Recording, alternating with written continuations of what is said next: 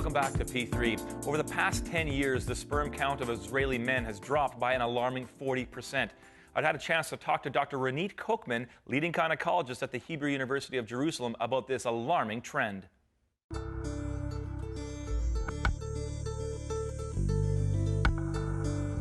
Doctor, you're a fertility specialist here at the Hebrew University in Israel. You found some very interesting and I'd say alarming statistics on sperm decline. Explain what you found. Our observation was that the sperm quality is declining, and it is declining dramatically within 15 years. We looked at a group of sperm donors in Hadassah, Mount Scopus, from the year of 1995 to 2008. And we had a group of more than 50 people. All were healthy in the prime age of sperm production. 25 years old. 25 years old. They weren't smokers. No. I mean, you're working with the most. Students, right. highly educated, from good socioeconomic status. And we found that there was a 40% decrease. 40%. 40% decrease. That is an incredible drop. It is an incredible drop, and we looked at two major parameters of sperm quality, meaning the count and the motility, and both went down. And this finding is truly alarming. Okay, let me put into, I just want to get the people to understand what you're saying. 50%, 40 to, that kind of percentage, you're talking about people that are going to have trouble conceiving children at an alarming rate. Not right now. All these sperm donors are fertile.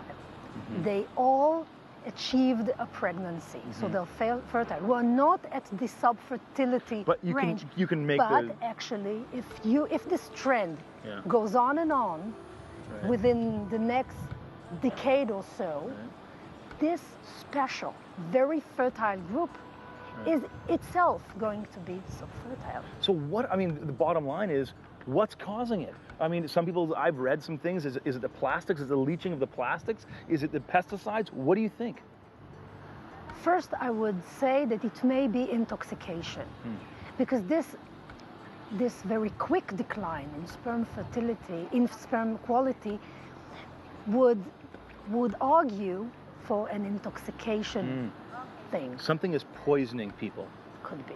Wow. And this may be, a vast of things. This could be electromagnetic radiation from cell phones. Oh my. It could be something from the plastic industry. We know that bisphenol A and can harm sperm quality. Right. Which we found in baby bottles that now have been taken out. True. Right. But bisphenol A is in water bottles that we drink. Right. And then this could be a pesticide issue, because agriculture is making a lot of advancement right now. So it may be due to pesticide. Is this right now, the impact on the sperm is right now, or this is the impact of when those sperm donors were infants or in utero intoxication? So you haven't found out when this poisoning took place? We don't know what is the poison, if there are many or a single poison. We don't know when it happened. In the life cycle of a man, we just don't know. But you're saying this is a worldwide phenomenon. It is. We were not the first one to discover this decline. There were publications from all over the world. But what you found is the alarming rate, the poison factor, the trajectory in the graph that goes up so high. The decline is much faster than we supposed. Wow. That's what we found. I mean, your findings are really amazing, but it's also very scary. It is. I mean, I've got children, and I'm thinking about, are they going to have trouble having children?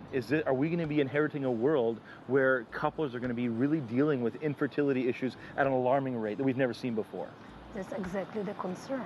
Now we're doing much for contraception. Will we make the same effort for getting pregnant in the future? I don't know. I have no... Right, and the world that you are saying might happen if we don't understand what's poisoning our kids is we're going to be thinking about having kids in a very, very different way. The normal ways that we've had children may be a thing of the past. We will have to use sperm selection techniques because they will be not much as there is now. Right. In every heartbeat, a man produces 1,000 sperm cells. Okay? So men are very occupied in producing sperm. What's going to be in the future? I don't know. But there is a concern that should be investigated further in using ecological tools, using interdisciplinary teams of doctors, of fertility specialists, and of hydrochemists and people from the agriculture field. Like many people should sit together and think how we going to deal with this epidemic of an issue. Man, I wish I could talk further on this issue, but thank you for bringing these things to our attention and for doing the kind of cutting-edge research that you're doing. Thank you. It was really much. great chatting with you today. Thank you. Thank you. Teaching Ugandans how to fish for themselves on dry land. That's next on P3.